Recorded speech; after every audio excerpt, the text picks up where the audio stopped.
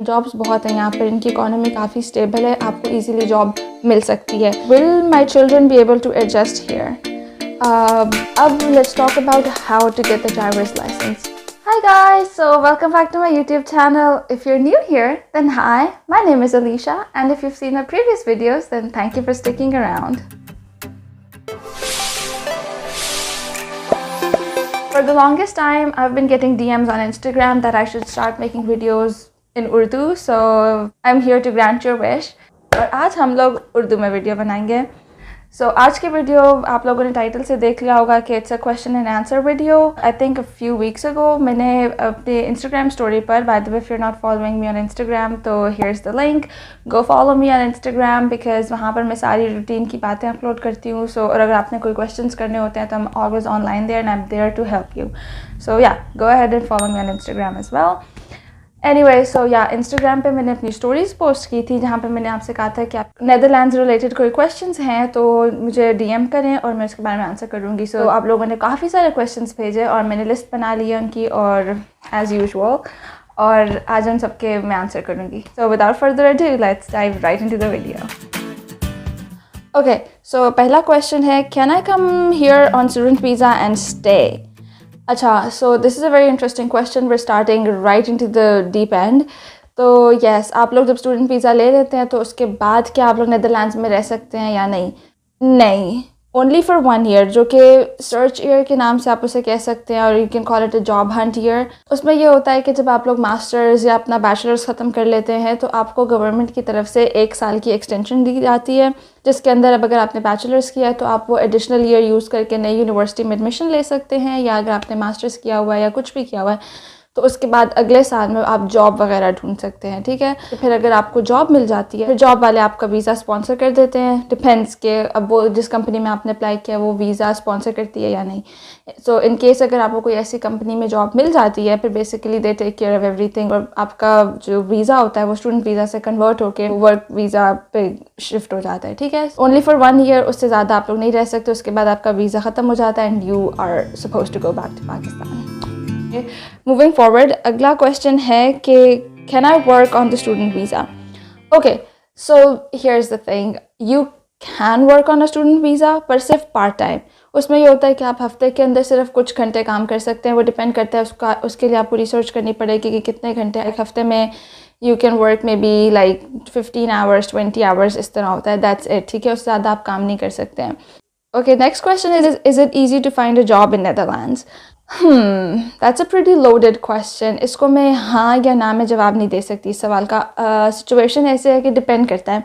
अगर आप अब फ्रेश ग्रेजुएट हैं, पाकिस्तान से बैठ कर अप्लाई कर रहे हैं और कोशिश कर रहे हैं कि आपको जॉब मिल जाए, थोड़ा मुश्किल होगा क्योंकि इधर कंपनीज़ और ऑब्वियसली गवर्नमेंट की तरफ से ये लोग फोर्स्ड होते हैं कि अपने लोकल लोगों को नौकरियां दें. ठीक है, अगर वो लोग पाकिस्तान से डिफरेंट कंट्री से हायर करेंगे तो फिर वो सिचुएशन बन जाती है यहाँ पर कि इनके अपने लोग जो हैं वो जॉबलेस रह जाते हैं. तो प्रेफरेबली वो लोग उन लोगों को प्रेफर करते हैं यहाँ पर कि जो लोग यहाँ पर ऑलरेडी हैं और वो क्वालिफाइड होते हैं. Usually everybody is qualified enough कि कोई भी जॉब उनको मिल जाए. ठीक है, सो एक इनएक्सपीरियंस्ड बंदे के लिए पाकिस्तान से बैठ कर इधर जॉब ढूंढना थोड़ा सा मुश्किल होता है. ठीक है, it's not easy.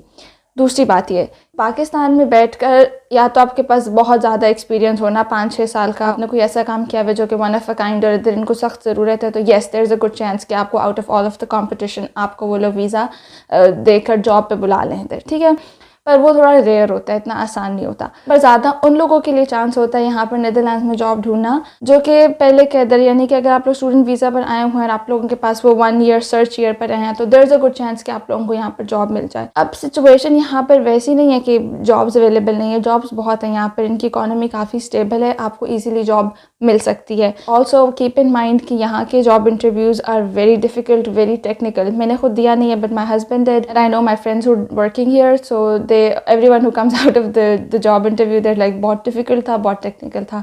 So if you're someone जो कि is in the phase of like job interviews and stuff with the Dutch companies, so make sure that you are like very technically prepared for the interview. Okay, so the next question is, what is the housing situation here? Housing situation यहाँ पर थोड़ी सी जो है ना difficult होती है.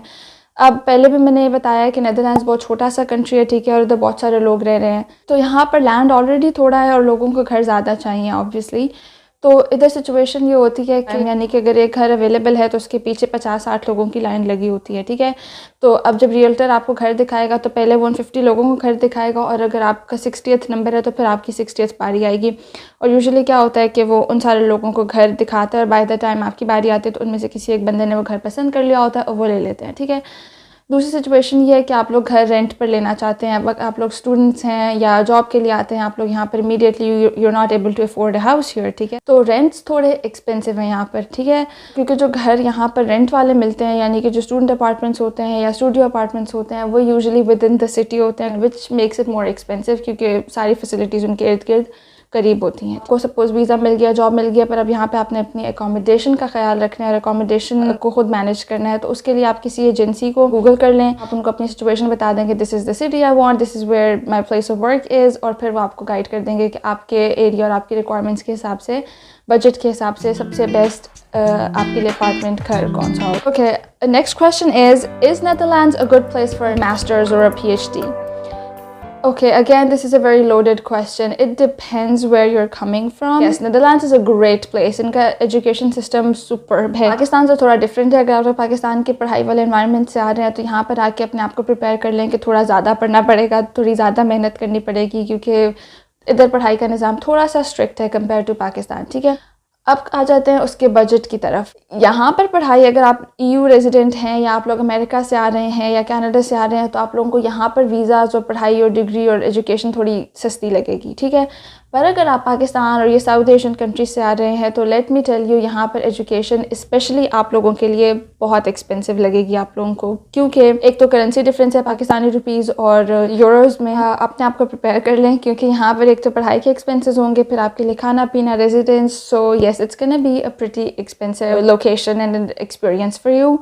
But if you can take it, then it's worth it, especially if you're planning to stay here long term. कि आप आए यहाँ पर student visa पे and then you plan to like get a job and everything and want to move here. So yes, I think coming here on a student visa would be like the best solution for you. So yeah, पढ़ाई का मेयार बहुत अच्छा है लेकिन थोड़ा महंगा है पाकिस्तानियों के लिए.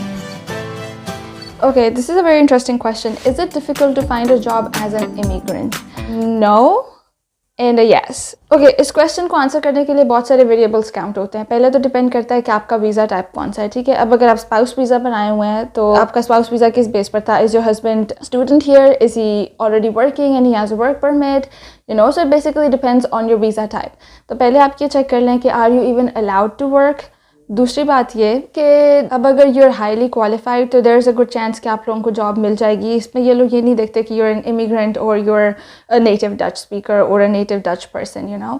तो as long as you're someone who has all the skills and abilities for what they are looking for, तो फिर वो लोग आपको जॉब दे देंगे, ठीक है। अगर कोई बंदा आपको जॉब लेने से रोक नहीं सकता। Okay, the next question is, okay, ये भी मुझे बहुत दफ़ा लोग पूछते हैं कि if I don't know Dutch is it easier for me to find a job? Yes, most of the immigrants here जो कि जॉब कर रहे होते हैं they don't know Dutch. Dutch is a very complicated and difficult language, ठीक है। तो आप लोगों को जॉब मिल सकती है, ऑब्वियसली बहुत सारी इंटरनेशनल कंपनीज़ हैं, इनफैक्ट बहुत सारी कंपनीज़ हैं जो कि आपको जॉब दे देंगी जिसमें लोग यूज़ टू होते हैं इंग्लिश में बात करने के, ठीक है। और या आपके लिए डच ज़रूरी नहीं है, लेकिन अगर आपको आती हो तो आपके लिए ज़्यादा अपॉर्चुनिटी है जॉब मिलने की। एक बड़ा मज़े का सवाल है, will my children be able to adjust here? अच्छा, इधर स्कूल्स में आपको ये मसला नहीं होगा कि अब आपके बच्चे अगर बड़े हैं और उनको डच नहीं आती तो वो स्कूल में आके एडजस्ट नहीं हो सकेंगे, ठीक है। छोटे बच्चों के लिए तो ऑब्वियसली ईजी होगा, once they come here they can easily learn the language and just, you know, go about their lives. लेकिन थोड़े बड़े बच्चे होते हैं और उनके लिए मुश्किल होता है लैंग्वेज सीखना एंड एवरीथिंग, यू नो। तो इधर इंटरनेशनल स्कूल्स भी हैं, आप अपने बच्चों को इंटरनेशनल स्कूल्स में डालें, वहाँ पर मीडियम ऑफ एजुकेशन इंग्लिश है और मोस्टली जो इमिग्रेंट्स के बच्चे होते हैं वो यूजुअली इंटरनेशनल स्कूल्स में जाते हैं, ठीक है। वहाँ पर आपके पास इमिग्रेंट टीचर्स भी हो सकती हैं और वहाँ पर पढ़ाई का निज़ाम सब कुछ डच तरीके का होता है, लेकिन जो मीडियम ऑफ एजुकेशन होता है और इवन जो बच्चे आपके साथ उधर आते हैं वो इमिग्रेंट्स होते हैं ज़्यादातर, तो which makes it easier for your kids to, you know, integrate into the society. और आहिस्ता आहिस्ता I think if the kids are here तो इवेंचुअली जब वो बाहर निकलेंगे, different, if they are going for different sports और स्विमिंग पूल्स और इस एनवायरनमेंट में पले बढ़ेंगे तो eventually they are gonna learn Dutch and it would be easier for them to integrate themselves into this society. So yes, I think kids could integrate themselves into any society. बच्चों के लिए आसान होता है, in my opinion. So yeah. Okay, so the next question is it easy for me to obtain Dutch driver's license? This is a very interesting question. अच्छा, अगर आप लोग डायरेक्ट जॉब करने के लिए यहाँ पर आते हैं ना, आप लोगों को सपोज आपने अप्लाई किया और आपको यहाँ पर जॉब मिल गई है, ठीक है, तो आप लोगों के पास एक सिचुएशन होती है, उसे कहते हैं 30% रूलिंग। उसमें क्या होता है कि 185 डेज तक आपके लिए वैलिड होती है। उसके अंदर आप आते साथ ही बेस्ट ये है कि अगर आप डायरेक्ट जॉब के लिए आए, आते साथ फ़ौरन से पहले सबसे पहला काम जो आपने करना है वो ये है कि अपने ड्राइवर्स लाइसेंस के लिए अप्लाई करें। उसमें ये होगा कि आप बाकी सब लोगों ने जो टेस्ट देना होगा उसके लिए 30% आप लोगों को एग्जेम्प्ट हो जाता है, और बाकी आप लोगों ने सिर्फ हो सकता है सिर्फ टेस्ट देना होता है और something like that. Check out the 30% ruling अगर आप लोग इधर डायरेक्ट जॉब के लिए आए हैं, it's gonna be very beneficial for you. Now coming to if you're here on a student visa, अगर आप स्टूडेंट वीज़ा पर हैं तो आप लोगों को ड्राइवर्स लाइसेंस नहीं मिल सकता, ठीक है। अब let's talk about how to get the driver's license. यहाँ पर फर्स्ट ऑफ ऑल तो आपको 18 ईयर से ऊपर होना चाहिए ताकि आपको ड्राइवर्स लाइसेंस मिल सके। Basically there are 3 phases, which is a theory, the driving license, and then passing the driving test.